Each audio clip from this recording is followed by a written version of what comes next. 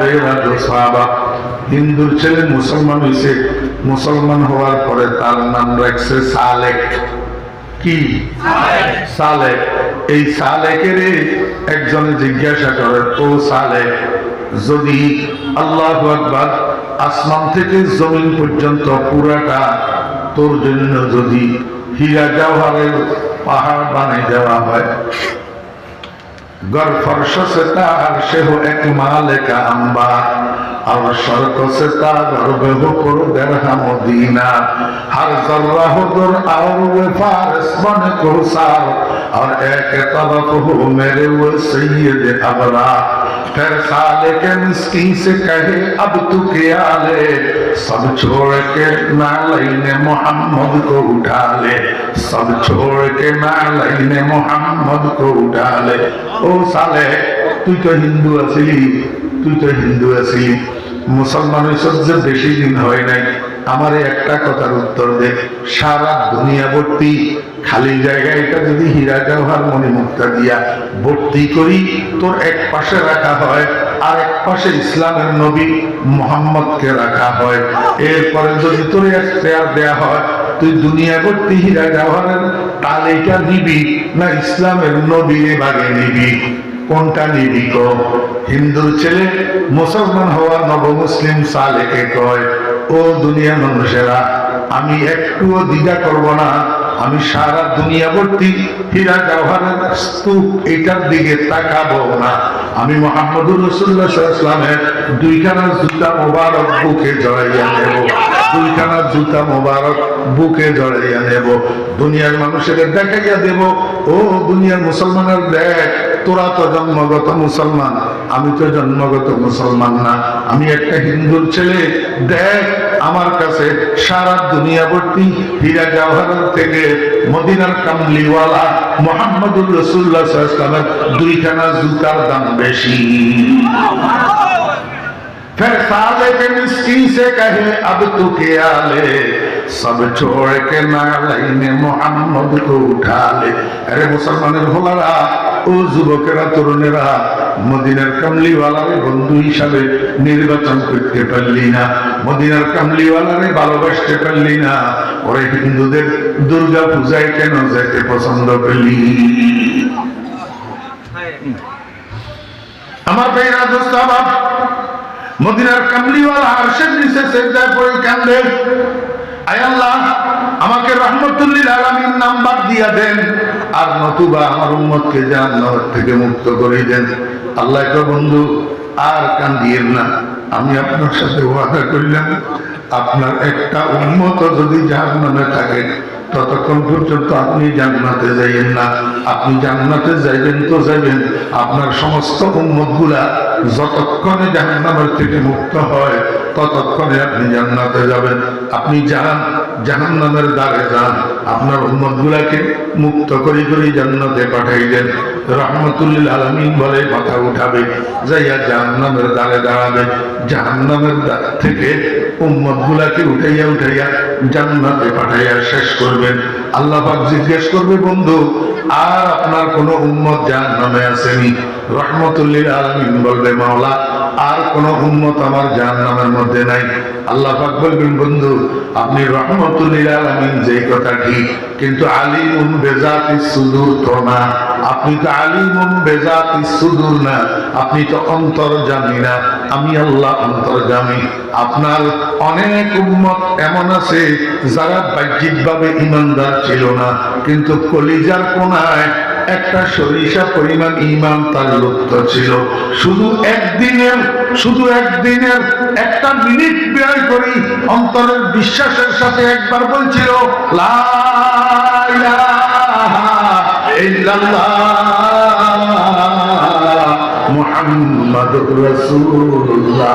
আমি আল্লাহ সাক্ষী হয়ে গেছি, সে যে অন্তরের বিশ্বাসের সাথে একবার কালিমা পাঠ করছিল, আমি আল্লাহ সাক্ষী হয়ে গেছি তার কলিজার কোণায় এই সরিষা পরিমাণ ঈমানটা লুপ্ত হয়ে গেছে, যেটা আপনি রাহমাতুল লিল আলামিন জানেন না, কিন্তু আমি আল্লাহ জানি।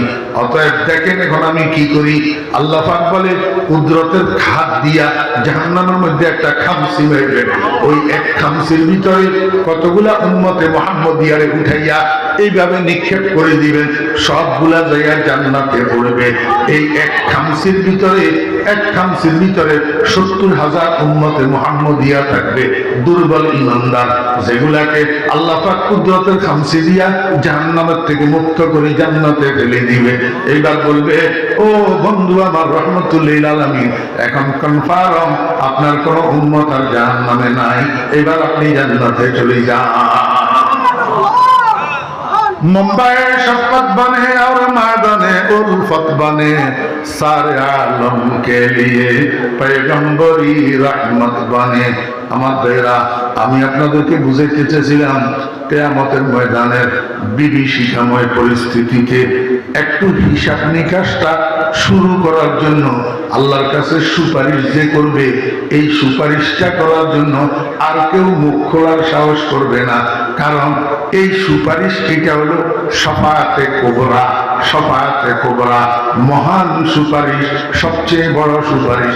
এই সুপারিশটা করার জন্য অধিকার দিয়া রাখছেন আল্লাহ পাক রব্বুল আলামিন শুধু মুহাম্মদুর রাসূলুল্লাহ সাল্লাল্লাহু আলাইহি ওয়াসাল্লামকে।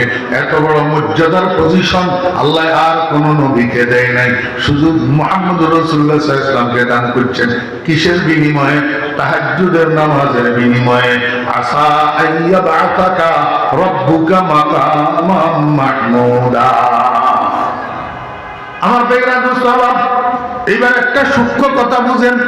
কোরআন শরীফের আয়াতের মধ্যে সিগা এক বচন, ফাতাহাজ্জাব ওয়াহিদ মুযাক্কারে হাজির, বড় সামনে হাজির মারুফ। আল্লাহ পাক এক বচন শব্দ ব্যবহার করছেন, শুধু নবীজিকে সম্বোধন করে বলছেন, নবী আপনি তাহাজ্জুদের নামাজ পড়েন, এবং পুরস্কার শুধু নবীর জন্য ঘোষণা করছেন। আসা আইয়া বাআসা কা কা কাফে কিতাব ওয়াহিদ, কাফে কিতাব ওয়াহিদ এক বচন। তাহলে আমরা উম্মতের কথা কই কইল, আমরা যে তাহাজ্জুদের নামাজ পড়ি আমাদের কি পুরস্কার? তাফসীর খুলি দেখেন, মুখাতব যদিও খাস, খেতাব কিন্তু আম। আল্লাহ পাক রব্বুল আলামিনের ঘোষণা, মুখাতব যদিও রাসূলকে করছেন, সম্বোধন শুধু রাসূলের প্রতি করছেন, কিন্তু খেতাবটা আম।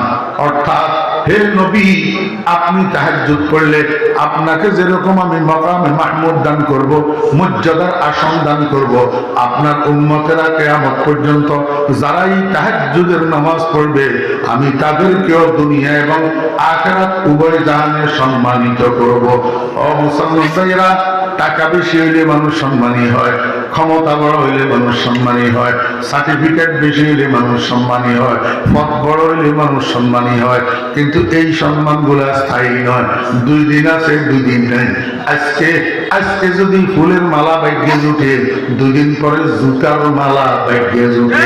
আমাদের আবার আজকে যেই পুলিশে সেলিউট মারে, আগামীকাল সেই পুলিশে আবার হ্যান্ডকাপ লাগাইয়া ফাঁসার উপরে ফিটায়।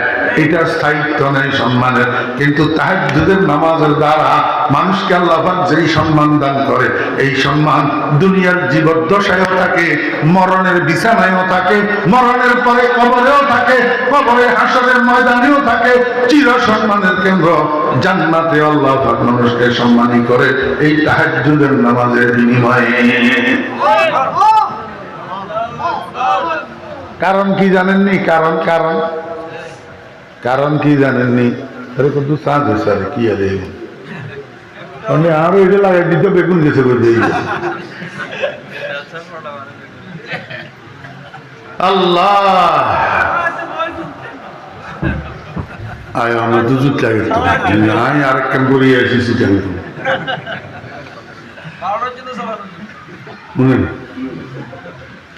সাতার ভাইয়া বাজারে কদিন আগে কাঁচা মরিচের কেজি 800 টাকা হয়েছিল নি? হয়েছিল কিলে 800 টাকা হইল কা? আরে আমার তো শুনে হ্যাঁ, কাঁচা মরিচের চাষ করছে যে মানছি, এই কাঁচা মরিচের খেতে গেন অতি বৃষ্টির কারণে ভাঙি গেছে। কাঁচামরিচের খ্যাত ভাঙ্গা পড়ছে, সাথে সাথে কোলেস্টোরে যে রাখছে কাঁচামরিচ, বিদ্যুৎ বিভ্রাটের কারণে বেগুন গেছে হুঁচি, বেগুন গেছে, যেগুন জমা রাখছে এগুন হুঁচি গেছে। নতুন ভাবে অতিবৃষ্টির কারণে উৎপাদন ব্যাহত হয়েছে, যার কারণে মার্কেটে সুদ পড়ছে। তো মার্কেটে মাল যেটা সুদ পড়ে এটার দাম বাড়ে যায়, ঠিক না বেটি? মার্কেটে মাল যেটা সুদ পড়ে এটার দাম বাড়ে, সাথে সাথে এই দাম বাড়া মাল যার গুদামে বেশি থাকে হেতেরও দাম বাড়ি যায়, হেতে রাইতে রাইতে কুটিপতি হয়ে যায়। এই পর্যন্ত বুঝছেন? আমলের নিয়তে শুনেন, আমলের নিয়তে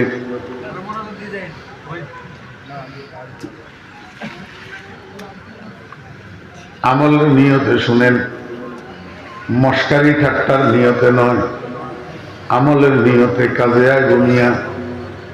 হ্যাঁ, মনোযোগ সহকারে শুনেন।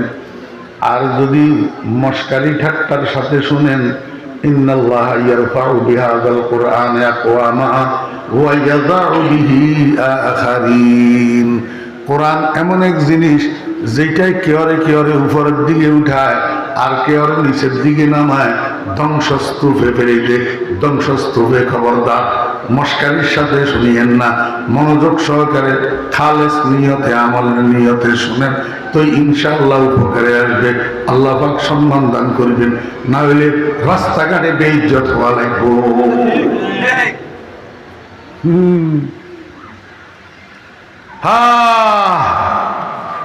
মার্কেটের মধ্যে মাল যেটা সুদ পড়ে এটার দাম বাড়ে, এই দাম বাড়া মাল যেই গুদামে থাকে সেই গুদামের মালিকেরও দাম বাড়ে যায়, ঠিক নেই কোন? আজকে ফজর আজানের পর থেকে রাত্র 12টা পর্যন্ত আল্লাহ পাকের ইবাদতের মার্কেটটা গরম, আল্লাহ পাকের ইবাদতের মার্কেটটা গরম। কেউ নামাজ পড়ে, কেউ রোজা রাখে, কেউ কোরআন তেলাওয়াত করে, কেউ জিকির করে, কেউ দরুদ শরীফ পড়ে, কোন না কোনো ভাবে কেউ না কেউ ইবাদতের মধ্যে মগ্ন আছে। কিন্তু রাত্রের 12টার পর থেকে সেহরির সময় শেষ হওয়ার আগ পর্যন্ত, রাত্রের 12টার পর থেকে ফজরের আজান দেওয়া পর্যন্ত, এই সময়টার মধ্যে আল্লাহ পাকের ইবাদতের মার্কেট ঠান্ডা হয়ে যায়।